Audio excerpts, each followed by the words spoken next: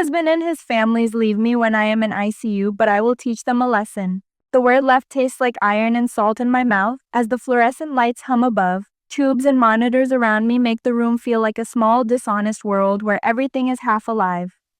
I remember the ambulance, the blur of voices, the way his hand squeezed mine in the hallway with a promise that sounded like forever, and then the empty chair by my bed where faces should have been, where his mother's whisper or his quick jokes used to warm the hours.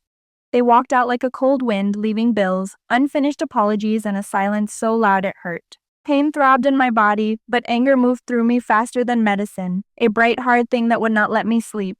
I watched nurses who did their jobs with kind patients and strangers who brought me small comforts, and I counted every second they were not there. In that counting, I began to change. Pity and pleading turned into a clear, fierce plan. I promised myself not just to survive, but to become the kind of woman who could stand across from them one day and show them the cost of their cowardice. The vow was simple: heal, gather proof of their lies and cruelties, reclaim what they took, and make their comfortable world crack. I would not be loud or messy about it. Revenge does not need shouting. It needs patience, timing, and the steady hand of someone who knows what was lost. Even with tubes in my arms and my voice paper thin, I rehearsed the steps in my head. Recover enough to walk out, keep my mind sharp, learn where their power lived, money, reputation, secrets, and plant small, untraceable truths like seeds. The ICU felt like a forge. The flames were hot and purifying, and when they finally tried to close their doors to me forever, I would be the one who opened them and let the light show everything inside. When I began to breathe on my own, everything felt raw and clear, and a hard resolve grew inside me that was colder and steadier than the pain. Recovery became a list of small victories: sitting up without help, swallowing food without fear, taking shakier but successful steps, each one a quiet proof that I was still here and would not be broken by their silence. I started to write everything down: times, names, the empty chair by my bed, what the nurses said, who visited and who did not. Those notes were not pleas but the beginning of a plan, small factual pieces I would use later. The nurses, who were kind without knowing the whole story, offered tiny confirmations. He came once in the morning, one said. No one stayed through visiting hours, another murmured, and those offhand remarks became important threads in the truth I was assembling. When I could, I gathered documents, medical reports, billing statements, visitor logs, and copies of messages. The hospital files that others thought were only for my records turned into evidence I trusted more than anyone's promises. A lawyer, introduced by a friend, told me plainly that courts listen to papers and witnesses, not to sorrow, so I learned to hide my tears and show only calm when I needed to be taken seriously. His words shaped my method: patient, precise, legal. While my body healed, I watched them from a careful distance. Social media posts with timestamps that contradicted their words, photos of celebrations on days they claimed to be with me, casual gossip from people who didn't know they were telling me much more than they meant to.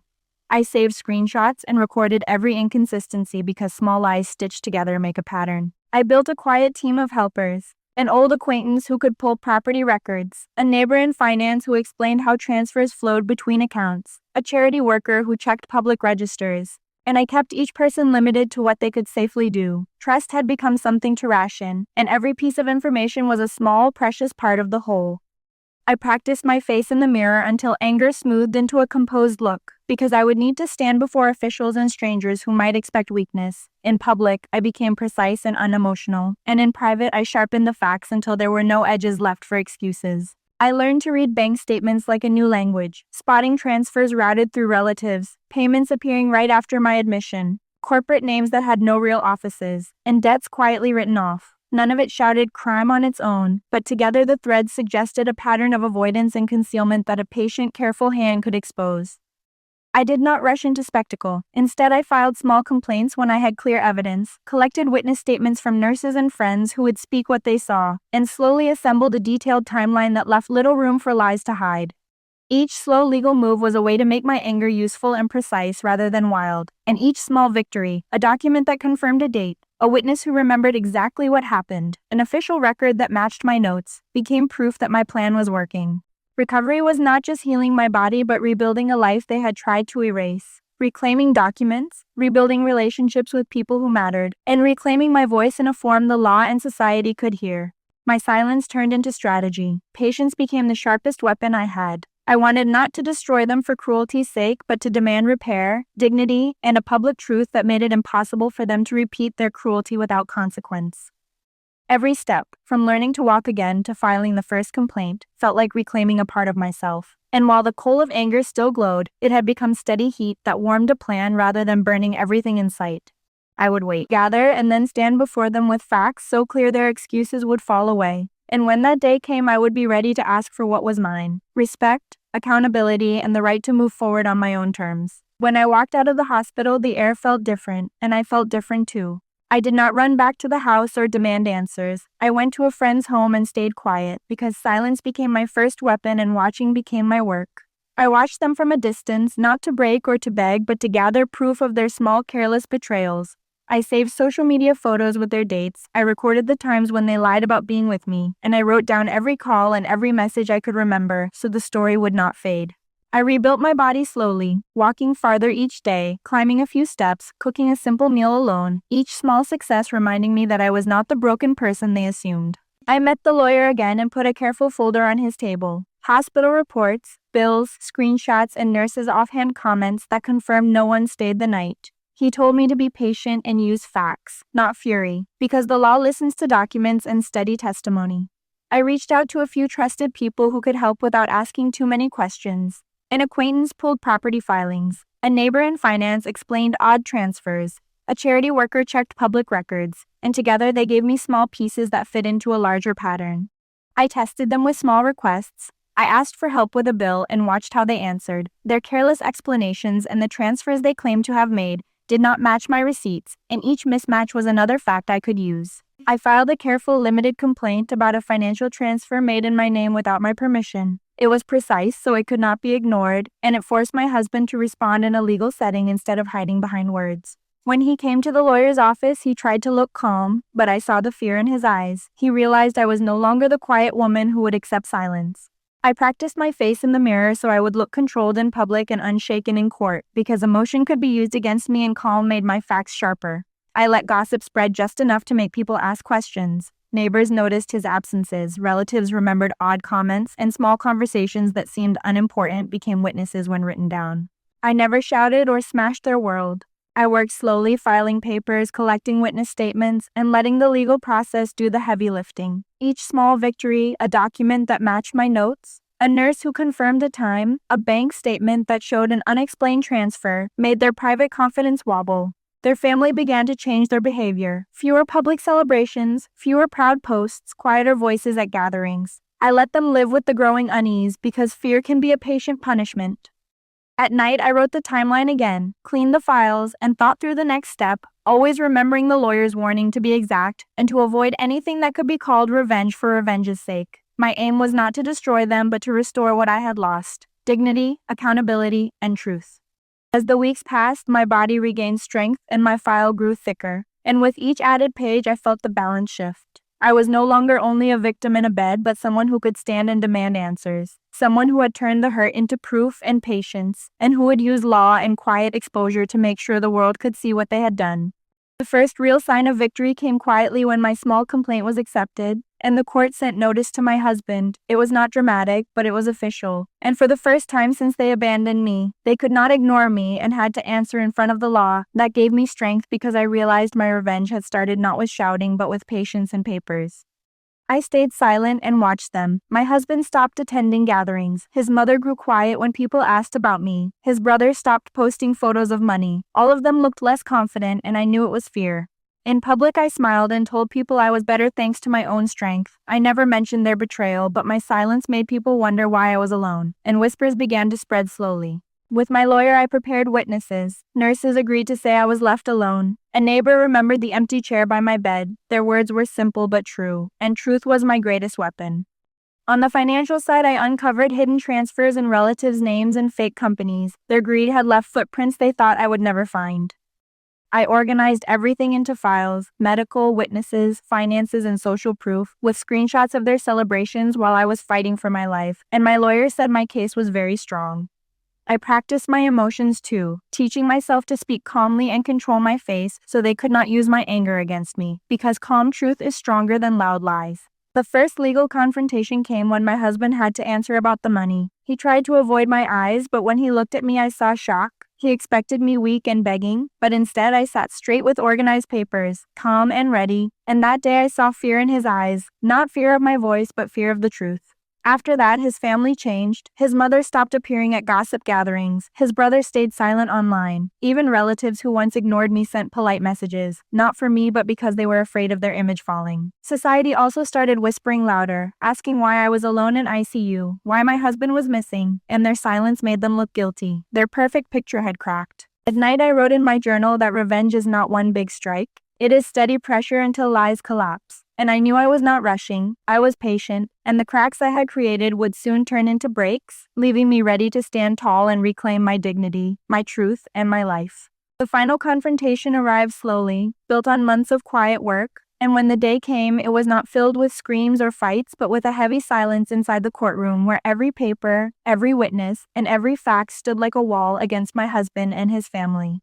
The judge listened carefully as my lawyer placed medical records that proved I had been left alone in ICU. Nurses gave their testimony about how no one stayed by my side, and bank statements showed strange transfers that could not be explained, each point adding weight until the story they tried to hide collapsed under its own lies. And in that moment I saw their faces change, proud expressions replaced with fear, their voices stumbling over weak excuses about confusion or mistakes. But the truth was stronger than their words, and it showed everyone the reality of what they had done. I did not need to shout or accuse because my calm presence, my steady silence, and the clear evidence were enough. And as the session went on, it became clear to everyone present that I had been wronged, that I had been abandoned in my weakest hour, and that the very people who should have stood beside me had chosen to walk away, leaving me to suffer alone. When the judgment was finally read, it recognized my suffering and ordered restitution that forced them to face consequences they never expected, and in that moment a wave of relief passed through me because the truth was no longer locked inside me. It was written in legal records for the world to see, a proof that could not be erased or twisted by gossip. Outside the court, I walked with my head high, feeling lighter than I had in months, while people looked at me differently, no longer as the weak woman left in ICU, but as someone who had survived betrayal and stood strong against it. And I noticed how the same people who once whispered against me now whispered against them, questioning their honor, their morality, their family name.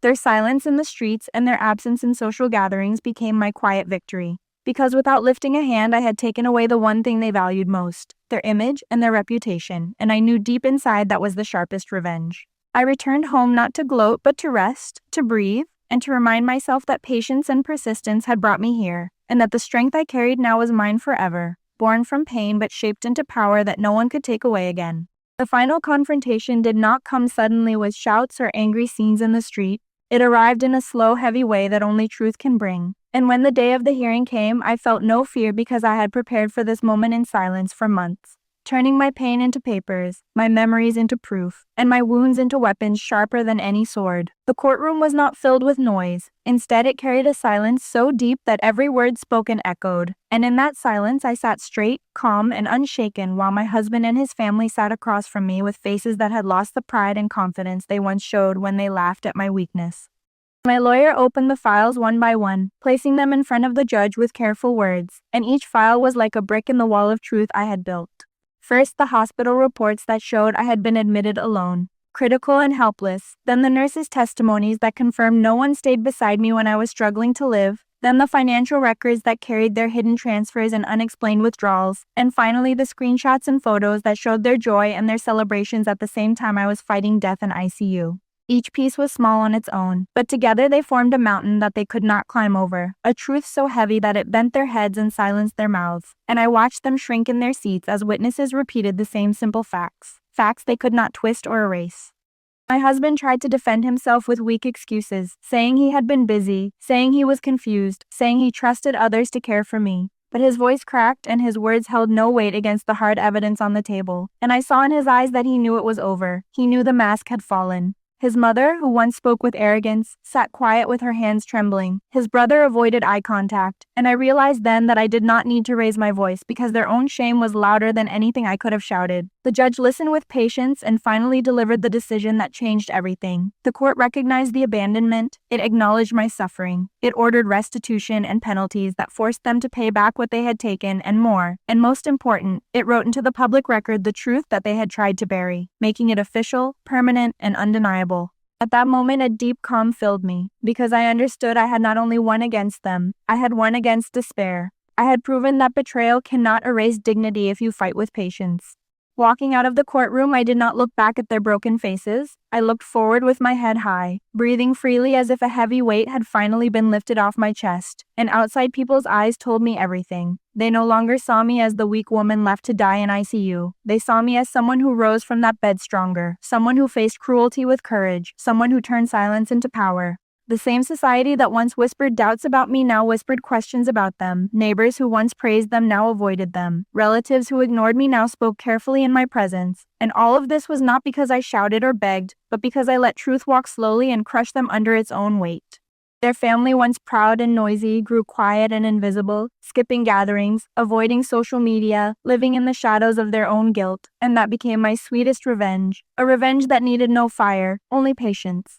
As I reached home, I sat alone for a long time, not in sadness, but in peace, and I thought about the journey, from the ICU bed where I promised myself I would not forget, to the long days of recovery, the quiet nights of planning, the patient gathering of facts, the silent waiting while they laughed, and finally to this day where the truth stood tall and unshaken, stronger than all their lies.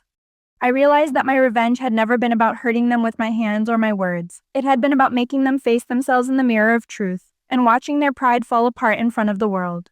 In that realization, I found a freedom greater than victory. Because I was no longer tied to anger, I was free, I was whole, and I was stronger than I had ever been. And the story of how they abandoned me in ICU would never again be a tale of weakness. It would always be remembered as the story of how I rose, how I fought without shouting, and how I won with patience, dignity, and truth. And the story of how they abandoned me in ICU would never again be a tale of weakness. It would always be remembered as the story of how I rose, how I fought without shouting, and how I won with patience, dignity, and truth.